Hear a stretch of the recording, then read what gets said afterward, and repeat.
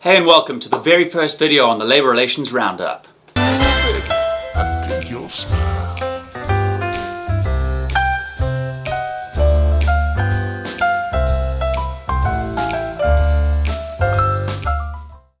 My name's Gareth Dunn. I'm originally from South Africa and I'm currently living in Vancouver, BC.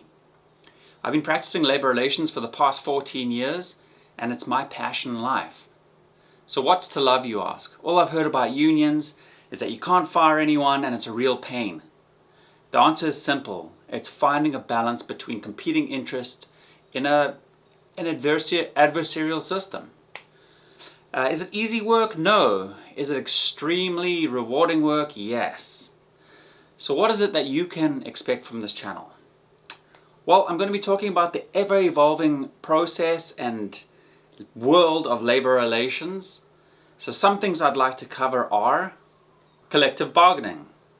In my 14 years of practicing labour relations, I've negotiated over 200 collective agreements across North America. To quickly name some of the big unions I've got the pleasure of working with, there'll be the steelworkers, the Teamsters, Unifor, the operating engineers, QP, and many others. The next thing I'd like to go into is arbitrations. That's basically our case law for when we deal with labour relations, particularly in Canada. How to handle issues like grievances to help both sides get the best possible outcome. I'll be talking a lot about politics in the labour movement, as well as strategic decisions by employers that are currently happening in the market, so we can start to see the big picture.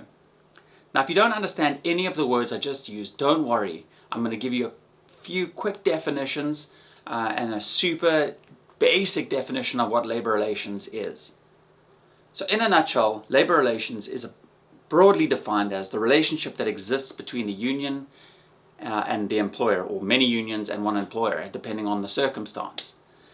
The federal or the provincial labour code governs these relationships and they outline the basic do's and don'ts for both sides. So what's the difference between human resources and labour relations?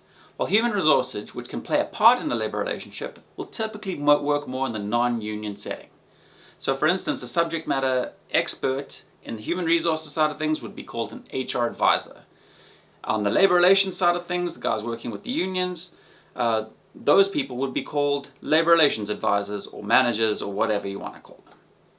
Typically, HR professional would look after things like comp and ben, health and safety, possibly even payroll, setting policies, really defining the organizational culture. They basically set the tone for the organization. The labor relations professionals, like myself, really everything revolves around collective bargaining.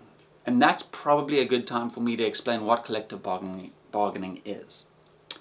When employees get together and decide they would like to join a union, they come together, form a union, and negotiate as one body with their employer. I'll get into how to form a union in another video and how that's usually done because it's very broad and can get quite wild. A basic definition of collective bargaining is as follows. Collective bargaining is a process whereby a union and employer seek to negotiate a collective agreement or the renewal or revision of an existing collective agreement. Now, you may have heard of strikes and lockouts. A strike is basically when the union takes a position that they are not getting what they want, the company is not giving in to demands, and so they basically walk off the job and make it difficult for the employer in order to try and get a deal. Now, a lockout, on the other hand, is the employer's choice to literally lock the gate and not yet let unionized people into the site to do their work for the same purpose, to exert pressure to form a deal. Now, collective agreements come out of bargaining. So once all the strikes, lockouts, and deals are done, we now have a collective agreement that specifies any number of things. So, for example, scheduling rules, overtime rules, vacation pay, sick pay. Do I get a toaster in the lunchroom? Literally anything that both sides agree to could go into a collective agreement. Once there's a collective agreement established and in place, it then becomes the job of the labour relations professionals and the union representatives to administer that collective agreement. Now, like any other agreement, there can be issues, and there often are. So things like We never agreed to that. That's not what the language says. That doesn't apply in this circumstance. So yes, it can be very complicated. So when issues arise in the relationship, there's a process that's usually established within the collective agreement that's called the grievance process. So a good example or definition of this is a claim or complaint involving the interpretation, application, or alleged violation of a collective agreement. Grievances will include things like the what, when, how, why, and where, as well as stating the section of the collective agreement that's been violated, and whoever's put the grievance forward asking for what it is they would like in return for the violation. So the penalty, basically. So a good example would be you were not called for a shift and you were next in line to be called, someone else was called. You would file a grievance and say, hey, it was my turn, I would like to be paid for that shift. The employer then has to pay 2 people for 1 person doing the work, which would be their penalty for not following the collective agreement. Now, if there's a disagreement on how the application of that agreement happens, and you cannot come to an agreement with the union, there's basically 2 processes to get out of that. One is mediation and one is arbitration. Mediation is a process by which a third party comes to help the parties, so the union and the employer try to come to a decision together, so everyone agrees. Arbitration, on the other hand, is a third party, like a judge, telling you what the outcome is. So basically you give them everything and they say, this is the decision and this is how it's going to be.